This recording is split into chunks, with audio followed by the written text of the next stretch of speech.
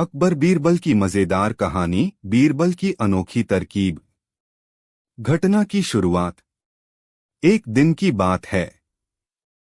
सुबह सुबह अकबर बादशाह अपने महल के बगीचे में टहल रहे थे। उनकी आदत थी कि वे टहलते टहलते कभी पौधों को देखते, कभी फूलों की खुशबू का आनंद लेते और कभी तालाब में तैरती रंग बिरंगी मछलियों को निहारते। उस दिन उनका मूड बहुत अच्छा था। तभी अचानक उन्होंने देखा कि कुछ दरबारी हंस तेपतियाते उनकी ओर आ रहे हैं। सबके बीच बीरबल भी थे। अकबर ने मजाक के मूड में पूछा, बीरबल, यह बताओ इस दुनिया में सबसे ज्यादा मूर्ख कौन है? दरबारियों ने सोचा कि बीरबल अब कोई बड़ी दार्शनिक बात करेंगे, मगर बीरबल मुस्कराए और बोले, जहांपनाह, यह सवाल आसान भी है और कठिन भी। मूर्खता तो हर जगह पाई जाती है, परंतु अगर आप अनुमति दें तो मैं इसे एक खेल की तरह पेश कर सकता हूं। अकबर हंस पड़े। ठीक है बीरबल, तो सुनाओ हमें तुम्हारी तरकीब। बीरबल की तरकीब। बीरबल ने दरबार में सभी अमीर उमराव, मंत्री और पहरेदारों को इकट्ठा करने का आदेश दिया।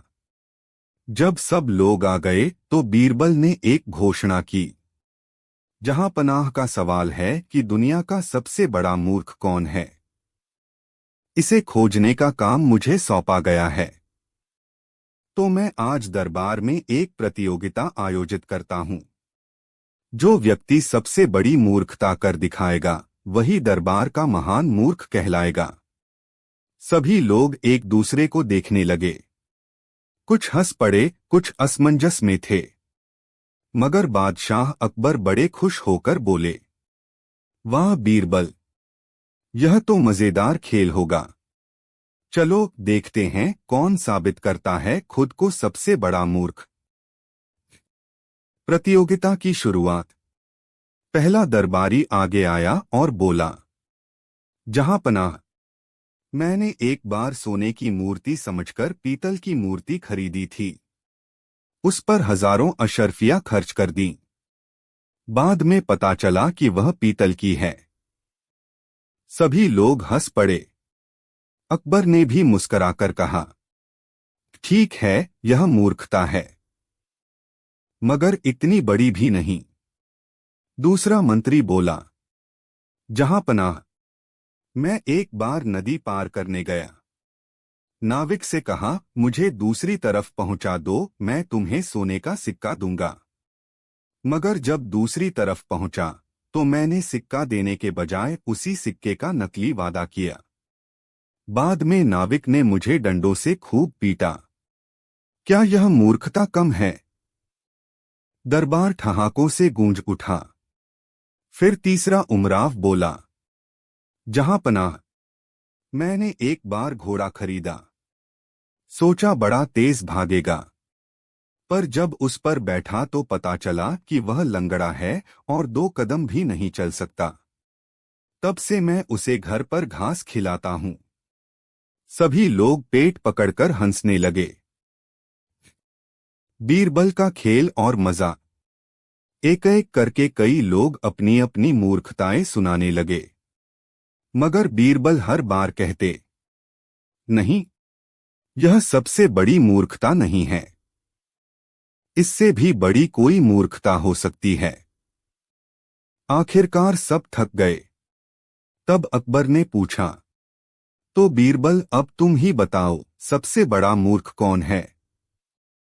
बीरबल ने मजाकिया अंदाज में अकबर की ओर इशारा किया और बोले, जहांपनाह, सबसे बड़े मूर्ख तो आप ही हैं।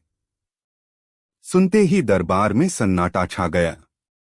सबके चेहरों पर डर और हैरानी थी। अकबर ने भौहें तरेर कर कहा, बीरबल, यह क्या मजाक है? सम्राट को मूर्ख कहने की जुर्रत? बीरबल फोल्डेड हाथ जोड़कर बोले, जहांपनाह, अगर नाराज न हो तो कारण सुन लीजिए। बीरबल की तर्कपूर्ण व्याख्या। बीरबल ने समझाया, जहां पनाह आप इतने बड़े सम्राट होकर भी यह सवाल पूछते हैं कि सबसे बड़ा मूर्ख कौन है, जबकि असलियत यह है कि मूर्खता ढूंढने का कोई अंत नहीं। हर इंसान कभी न कभी मूर्खता करता ही है। अगर आप चाहें तो मैं इस बात को साबित कर दूं। अकबर बोले, ठीक है, साबित करो। बीरबल ने दरबारी से एक गधा मंगवाया। फिर बोले, मान लीजिए यह गधा है। अगर मैं कहूं कि यह गधा दरबार का सबसे समझदार प्राणी है और आप सब इसे मान भी लें, तो असली मूर्ख कौन होगा? वही जो इसे मान ले। दरबारी हंस पड़े।